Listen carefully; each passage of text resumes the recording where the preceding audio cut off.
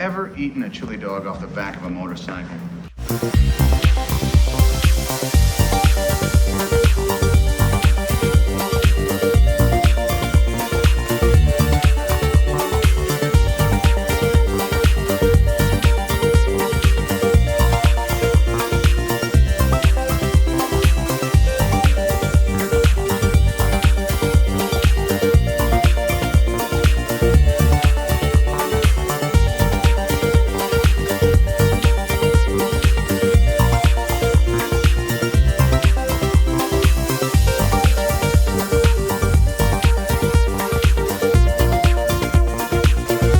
Chili dog, Terry.